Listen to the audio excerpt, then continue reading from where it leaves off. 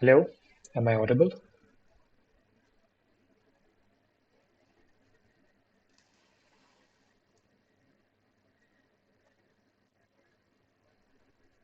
Okay, so welcome to the seventh session, the problem solving session for the course NPTEL course Advanced Power Electronics and Control, which is taught by Professor Avik Bhattacharya.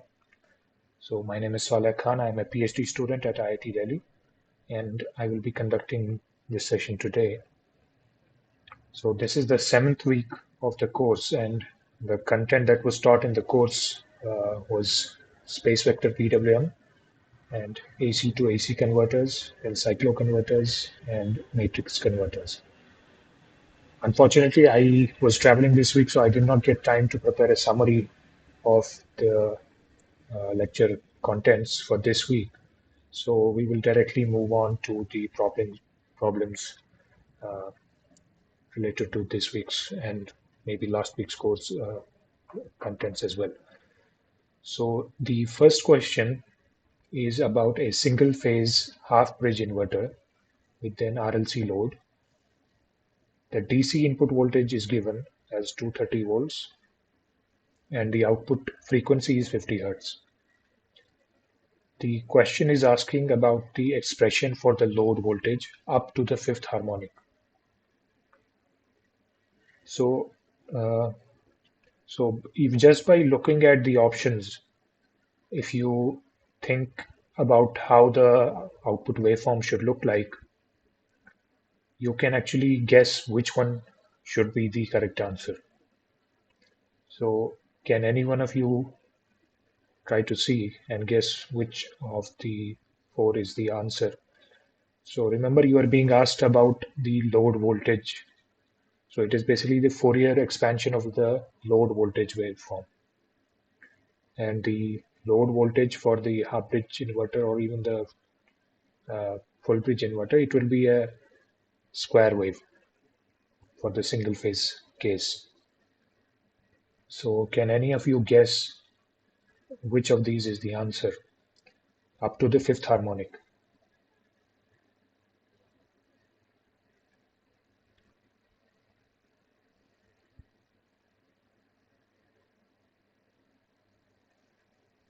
So you can post your guess in the chat or your what you think is the answer.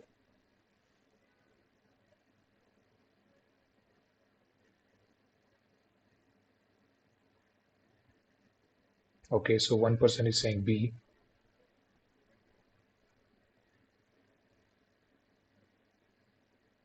So if you see the fundamental AC voltage will be at 50 hertz and the uh, the angular frequency of 50 hertz corresponds to 314 radians per second.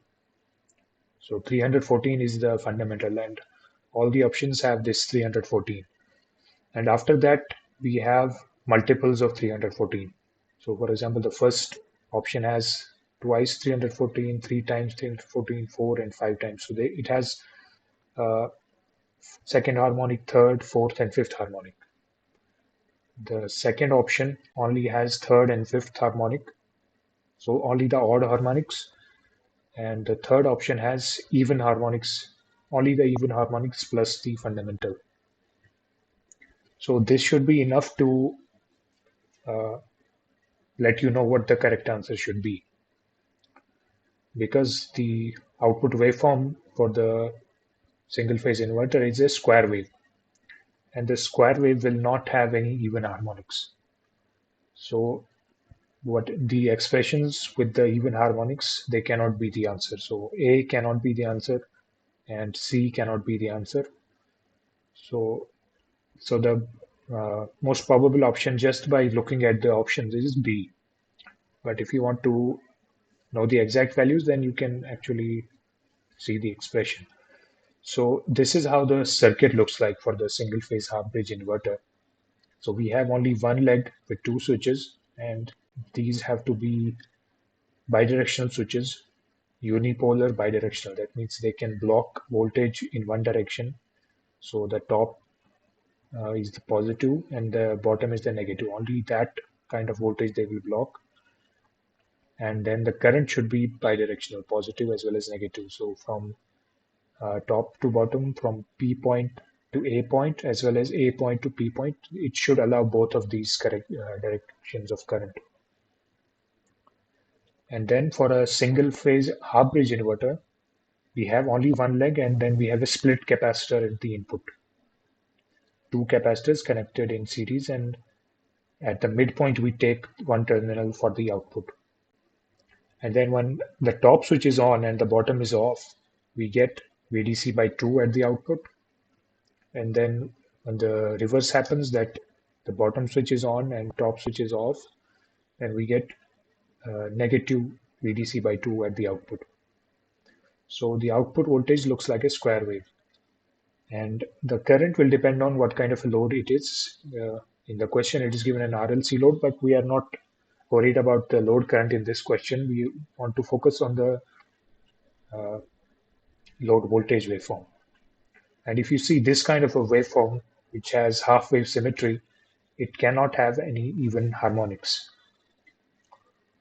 because an even harmonic will mean that the positive half wave should have almost the same waveform or shape as the negative half cycle.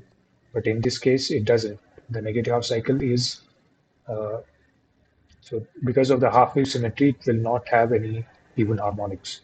So the expression for the output voltage, the Fourier expansion, will look something like this. It is a summation of the sine waves.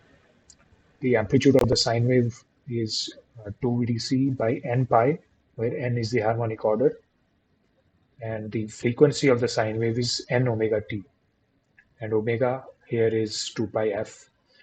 N for n is the harmonic order, but we can only have odd number of n's, so no even harmonic. And then you can find the amplitude. It will be divided by n for each harmonic, and the frequencies for the fundamental is 314 radians per second. So this matches with the second option.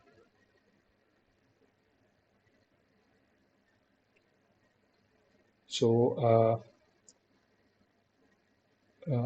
does anybody have any question? Shaik?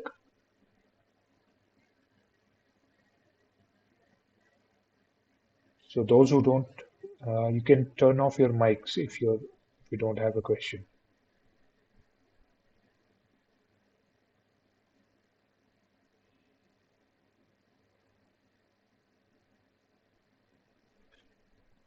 Okay, so let's move on to the second question.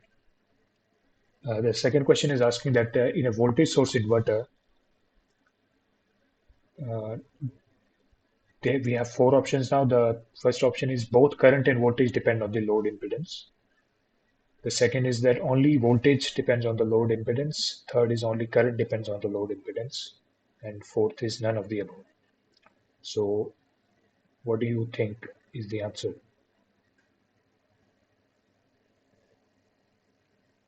So it is a voltage source inverter. Does the voltage depend on the load impedance or not?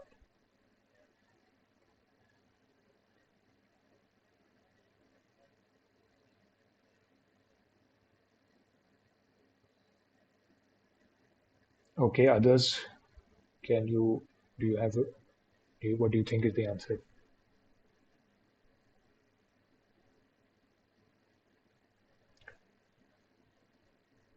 Yes, so in a voltage source inverter, we have a DC voltage source, and we assume that this voltage source is a rigid voltage source.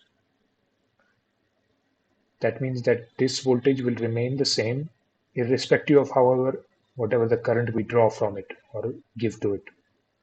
So VDC is assumed to be constant, even though in practice, so for example, if you are generating this VDC using by rectifying the AC voltage, then your actual DC amplitude will change depending on the current that you are drawing.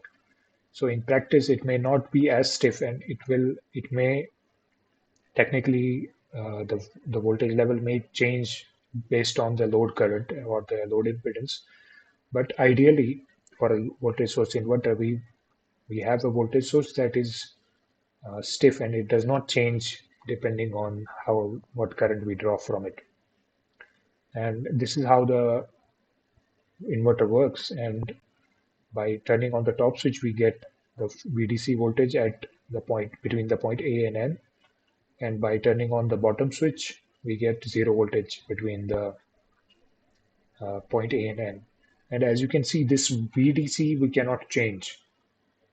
Ideally, we cannot, no matter how much current passes through, uh, is drawn from A or pushed into A, the VDC voltage level will not change ideally. So for example, if we have a single phase VSI and we are operating it in 180-degree conduction mode, or for a single phase, it is only, I mean, we are not operating it with PWM, just the basic 180-degree conduction. The current will depend on the load impedance, because we are applying a voltage and depending on what the load impedance is. So if it is a resistive load, the current will look like the square wave of the input voltage or the load voltage. And if it's a inductive load, then it will have some a different shape. It will rise slowly, reach to the steady state, and then in the negative session, negative half, it will again fall slowly, then reach to the steady state. And for an RLC load, it will have some kind of a sinusoidal waveform or some sinusoidal plus harmonics. So the load current depends on the load impedance, but the voltage, load voltage, if we are if the switching sequence is this the same, then even if we change the load impedance, the output voltage will not change. So, so this is for a voltage source inverter. So for a current source inverter, on the other hand, if you imagine that instead of a voltage source, we now have a current source here, the current will look like a square wave, but the voltage of the load will be different depending on the load impedance. In that case, we the load voltage will depend on the load impedance, not the load current. But for the question was asking about the voltage source inverter, so the answer is that only the current depends on the load impedance. The voltage remains the same. If the switching sequence or switching pattern we are keeping the same, then the load voltage will also remain the same. So the next question is about a cycloconverter and which type of a converter it is. So the options are one-stage power converter, one-stage voltage converter, one-stage frequency converter, one-stage current converter.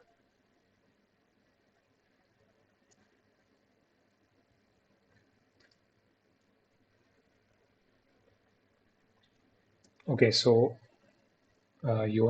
many of you have answered that it's a one-stage frequency converter. So the cycloconverter is just it it can convert AC power from one frequency to another, and the AC power at the input can be single phase or three phase, and the output can also be single phase or three phase. And the important part here is that it's a frequency converter in a single stage or one stage. For example, if we have a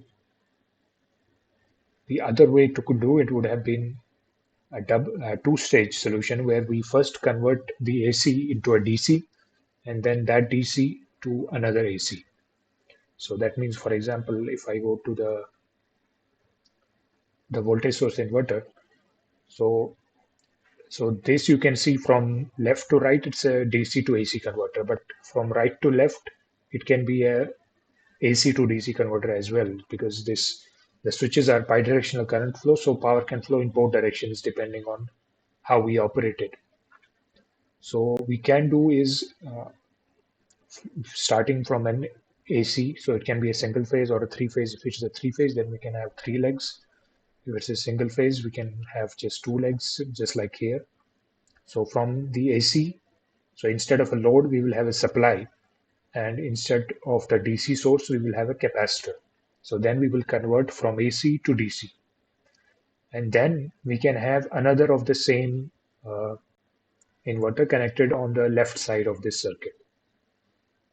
And that we will convert again from DC to AC.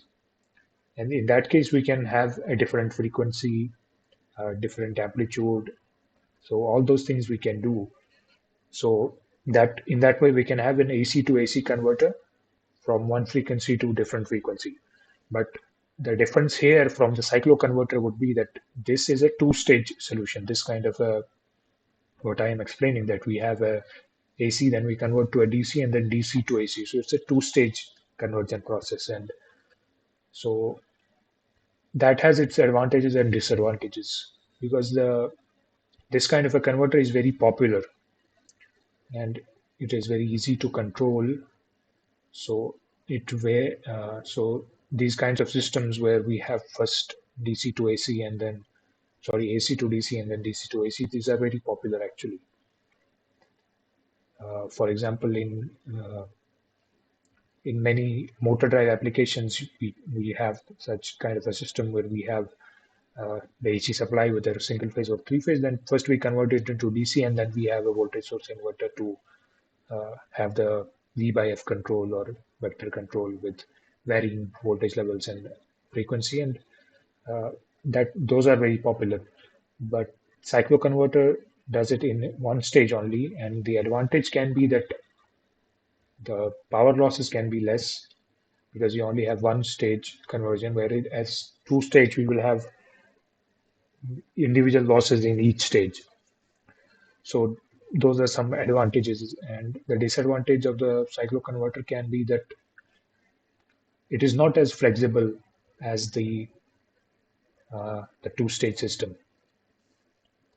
where we can use PWM, and that can offer some more flexibility and easier control. So the answer to the third question is a one-stage frequency converter. So the next question is a three-phase cycloconverters. The reduction factor is given by which of these? So I'm not sure whether it was taught in the lectures. I don't I couldn't find it, but in the lectures. But so I will just say that it's a reduction factor. So we can have a voltage reduction factor and a frequency reduction factor as well. But here we are talking about the frequencies. So it is a frequency reduction factor, and the answer to this question is B, output frequency by input frequency. Because as we will see in maybe the next few questions, the cycloconverter, basically the simplest way to operate it is by the output voltage will have a frequency less than the input. So so there will be a reduction in the frequency from input to output. So the reduction factor will be given by the output frequency by input frequency. So a single phase, the fifth question is about a single phase bridge type cycloconverter. The input voltage and frequency is given and the load is given. The output frequency is one third of the input frequency. So the reduction factor in this case would be 1 by 3. So for a firing angle delay of 30 degree, calculate the RMS current of each converter. So this is how on the left you can see the circuit of the single phase cycloconverter. So it is basically two full bridge AC to DC converters or full bridge SCRs using SCRs, full bridge rectifiers using SCRs, and they are connected in a configuration called a dual converter configuration. And the input is from the same source. So both these converters get the same source voltage. They are connected in a different way so that the positive current to the load can only be given from the P converter, the positive converter, and the negative current will be given by the N converter. So when the P converter is on, we will get a positive voltage across the load.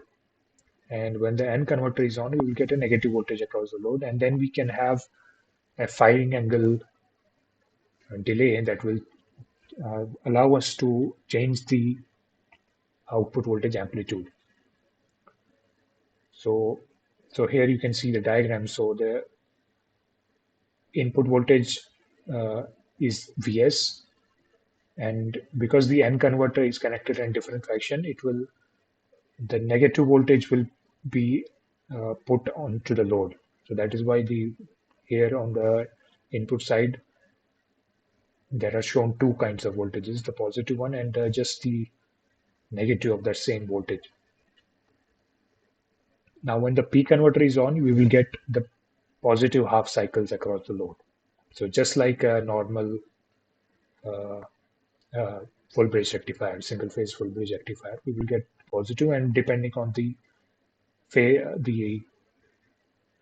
delay angle, the voltage will vary accordingly. And then when so this will be for the positive half cycle of the load voltage. For example, in this case, it is the load has a frequency of one third the input. So it's a so that is why after three half cycles, we will shift to the negative voltage, shift to the N converter, and we will get negative voltage. So in that way, we will get a fundamental which is at 20 hertz from a 60 hertz input. So this is how the single phase cycloconverter operates. Now the question is asking about the RMS current of each converter. So IO is the output current, and then we have IP and IN, or yeah, IP and IN, those are the currents of each converter. So the first we find out the RMS output voltage. So if you just find out the RMS of one of these half cycles, because in this case the angles are same for all the half cycles, the delay angles. So if you just find the RMS, you will get this expression. And Vs we are given at 230 volts and alpha is 30 degrees. So if you put those values, you will get an output voltage of 226. So if you see the output voltage is actually quite close to the input, which is 230 volt. The RMS is 226. The load current we can find because it's a resistive load, so it will just be load voltage by R. So we'll get 22 amperes, around 22 and a half around amperes. And then the two converter uh, currents, it will just be the load current divided by root 2. And because we are assuming that they will be same, and if you just it is just from the RMS. So the RMS I naught will be root of IP square plus IN square, and IP and IN are equal. So this is the expression we'll get. So in each converter, the current will be 16 amperes. So the answer to this question is 16 amperes.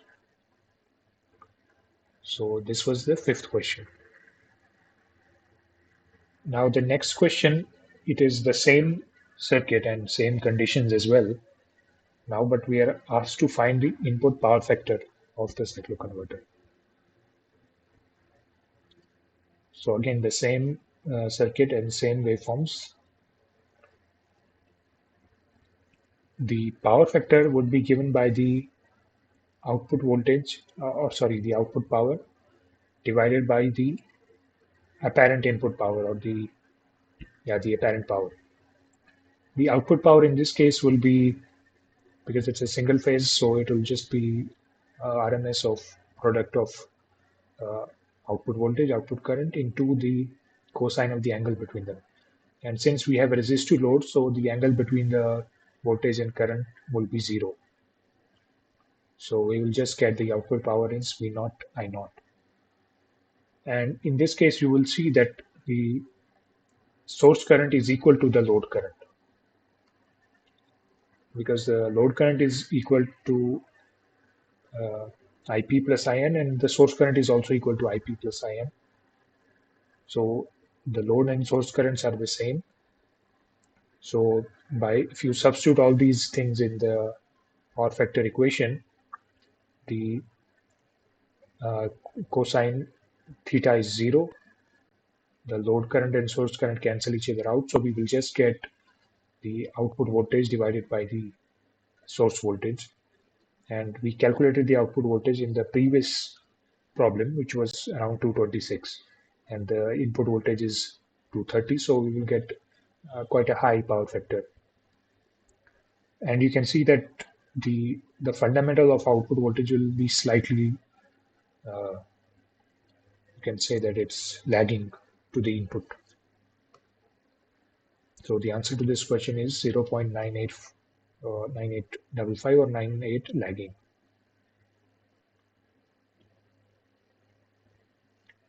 So does anybody have any questions or any doubts?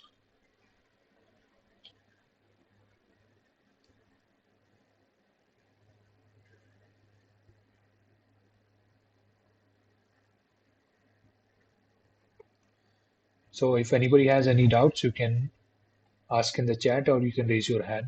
Then you can speak in the microphone. So the seventh question is about a three-phase to single-phase cycloconverter.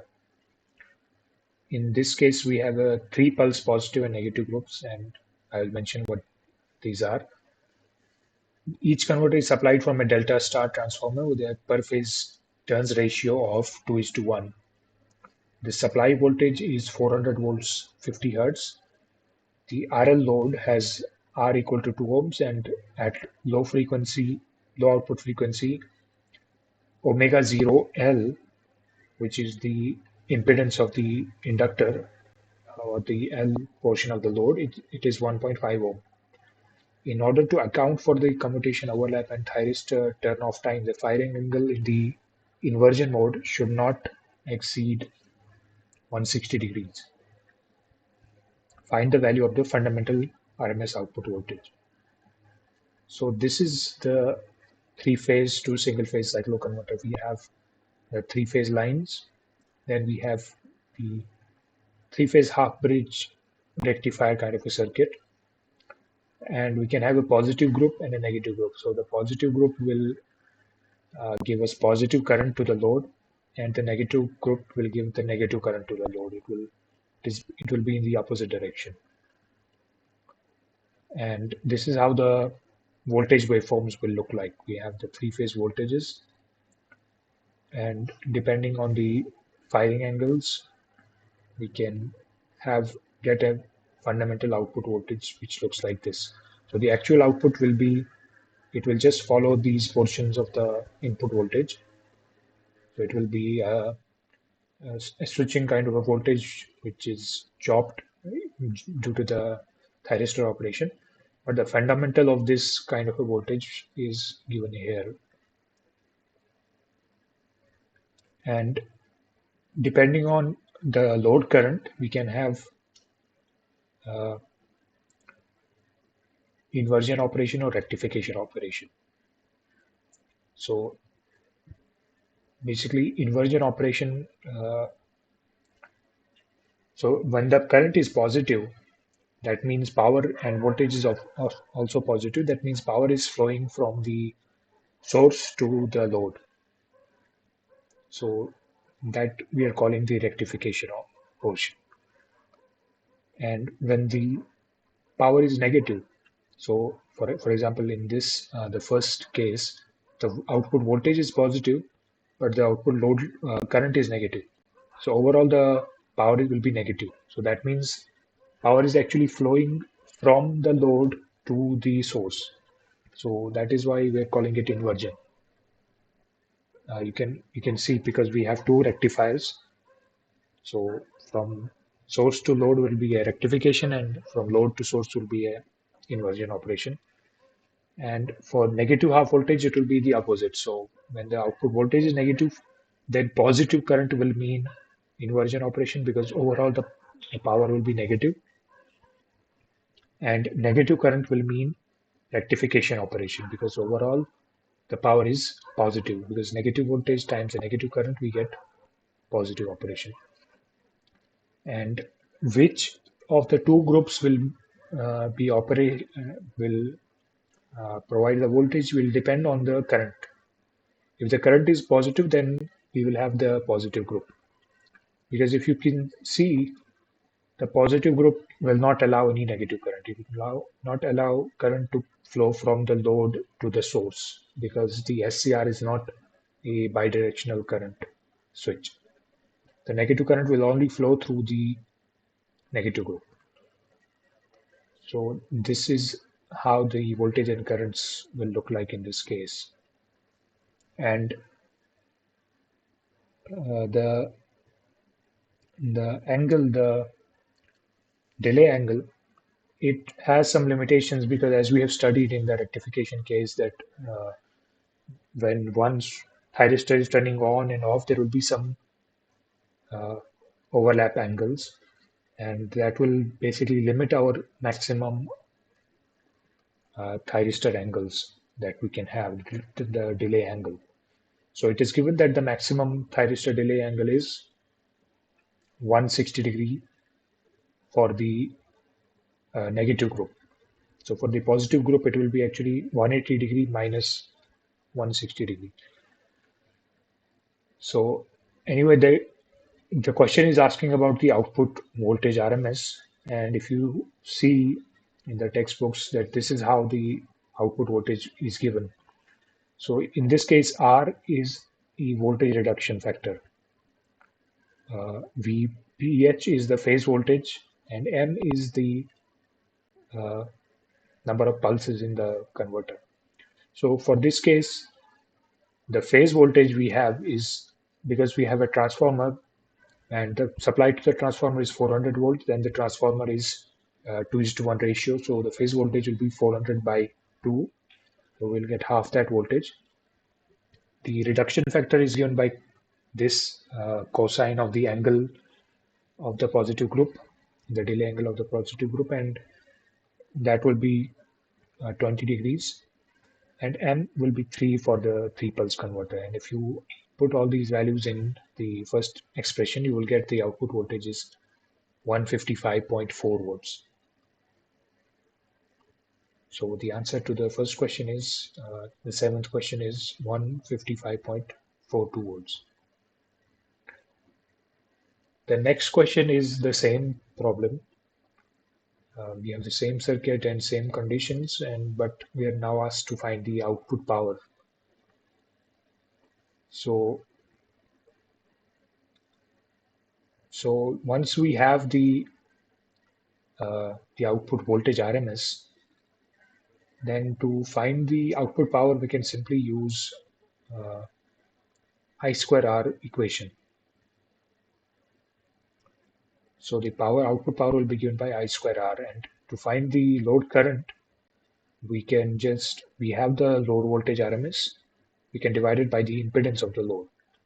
This will give us the amplitude of the load current.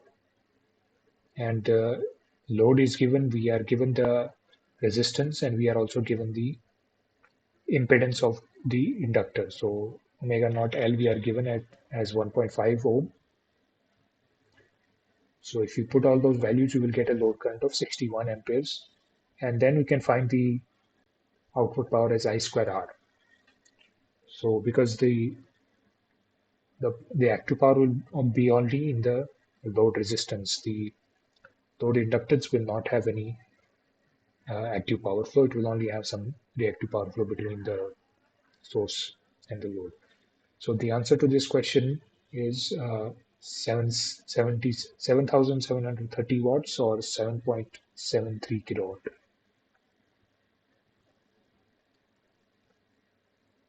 So the ninth question is about a single phase voltage controller.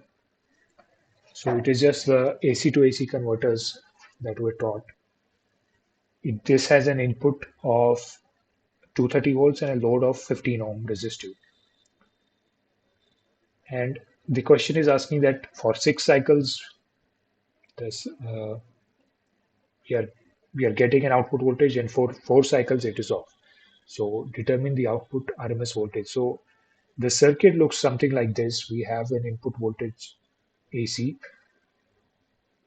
and then we have this kind of a thyristor configuration.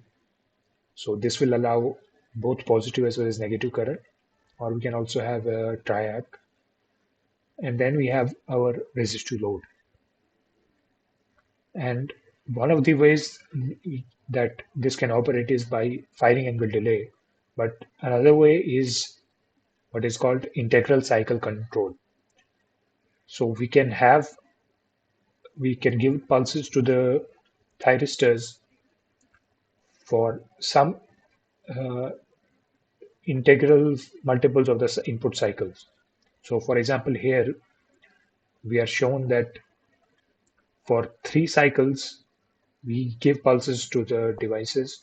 So we get 3 cycles at the output. And for a resistive load, the current will also look like the same. And then for the next 2 cycles, we don't give any pulses. So we will get 0 at the output.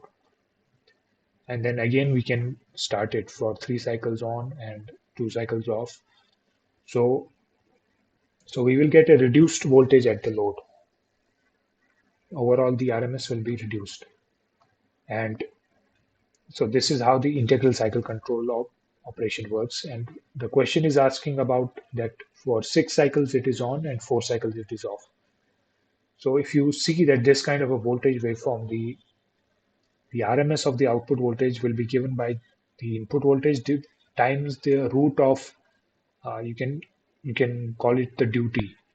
So on divided by the total number of cycles, and the root of that, the root of the duty times the input voltage is the output voltage RMS. So in this case, the supply voltage is 230 volts, and then we have 6 on cycles and then 4 off cycles. So the output voltage will be, in this case, 178 volts. So that is the answer to the 9th question. So the 10th question is asking about switch mode power supply. So it is used for, and you have 4 options: obtaining controlled AC power supply, obtaining controlled DC power supply, storage of DC power supply, and switch from one source to another. So you can post your guesses in the chat.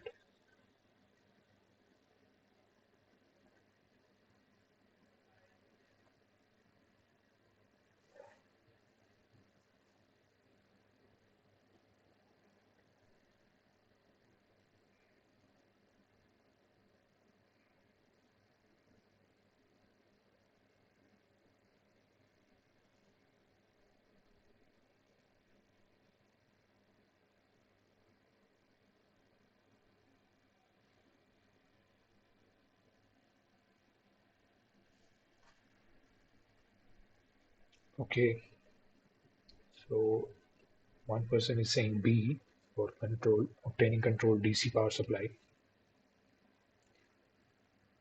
Anyone who disagrees?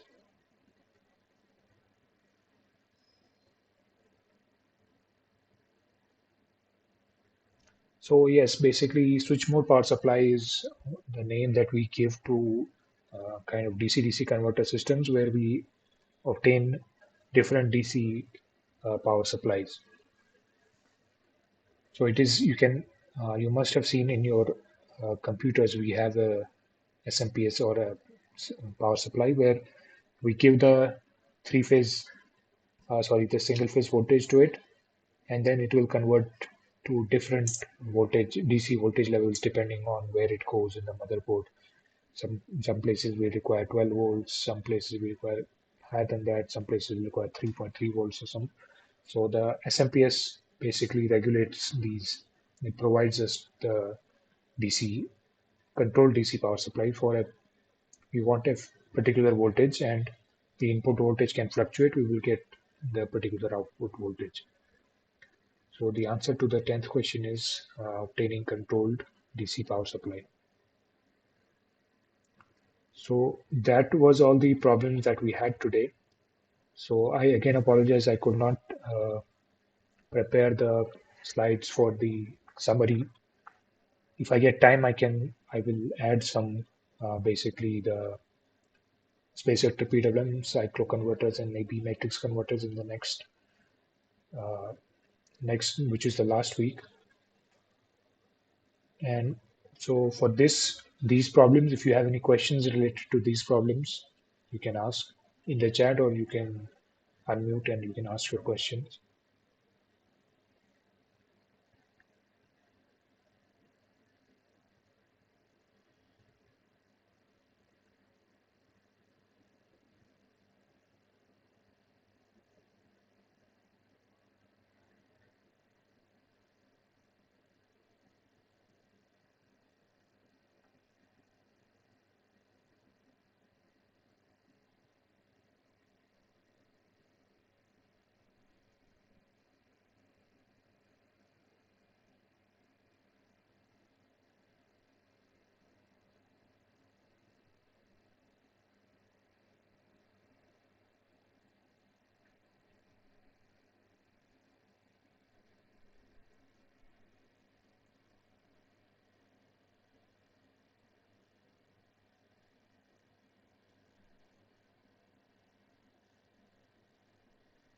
Okay, so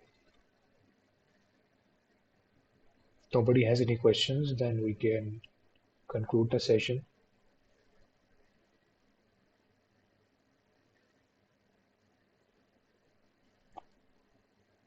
Yeah, so thank you all for joining as well.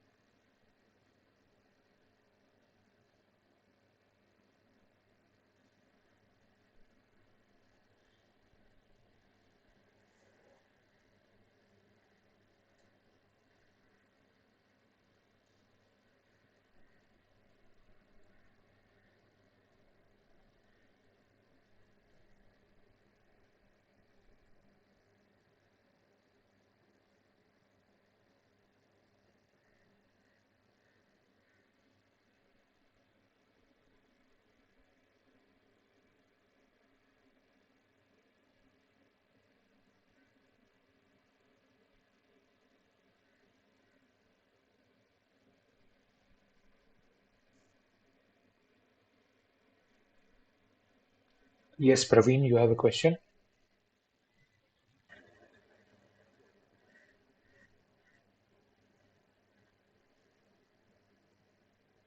So the session was concluded. So we had only the problem solving session in this today. So this will be uploaded on YouTube, so you can find the problems that were discussed there and the slides as well. If you have any questions related to these topics, then you can ask.